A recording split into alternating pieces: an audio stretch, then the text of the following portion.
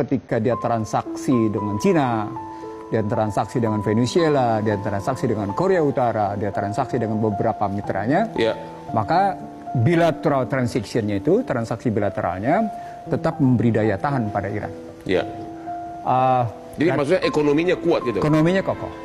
Jadi yang menarik adalah, kalaupun mereka di embargo, mereka bilang, blessings, embargo is our blessing. Jadi embargo itu adalah karunia buat mereka. Kenapa itu? Karena mereka punya daya tahan, menghasilkan daya tahan.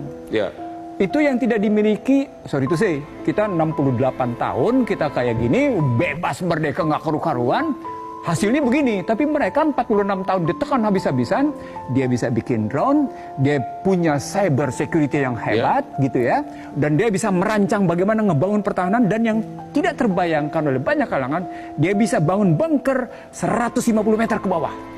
Sehingga butuh B2 untuk menghajarnya habis-habisan. Dan itu pun diperkirakan Amerika tidak akan kena sasaran. Karena sudah terlanjur dipindahkan duluan nuklirnya. Ada nuklir ya menurut Bapak? Menarik. Ketika ngambil di sini, kita pakai data resmi. Badan Tenaga Atom Internasional, gitu ya, itu menyatakan bahwa mereka sudah punya 46,98 kg. Dari 46,98 kg uranium itu, Iran punya potensi untuk memiliki hulu ledak nuklir di satu sisi antara 9 sampai 10. Tapi sisi lain juga dibilang ada antara 20 sampai dengan 21. Itu hanya orang bilang dalam hitungan singkat. Tapi kalau pakai Badan Energi Atom Internasional itu perhitungannya ya lebih dari seminggu mereka punya itu. Nah, itu yang dikhawatirkan oleh Amerika. Andai kata memang Iran betul-betul mewujudkan tenaga nuklirnya, fasilitas senjata nuklirnya, maka Iran menjadi punya daya tahan jauh lebih luar biasa. Jadi menurut Anda serangan Israel tersebut itu sebelumnya disetujui oleh Amerika? Oh iya, pasti. Tadi sudah disebut bahwa menteri ambasadornya Amerika di Israel, dubesnya sudah memohon.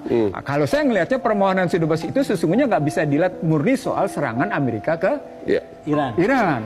Dia harus dilihat dalam rangka kalahnya Trump pada perang tarif, kalahnya Trump dalam negosiasi situasi perdagangan. Anda bayangkan, terhadap Kanada ngelawan, terhadap Inggris ngelawan, terhadap Meksiko ngelawan, terhadap Cina bilang nggak ada urusan gua sama lo, gua nggak akan nelpon lo. Artinya sesungguhnya ketika Trump menerapkan tarif, Trump tidak berdaya juga, maka kemudian dia tunda 90 hari. Nah, bagaimana sekarang memulihkan kebijakan perekonomian yang sudah sedemikian rupa terpuruk? Karena hampir tidak ada satupun ekonom di Amerika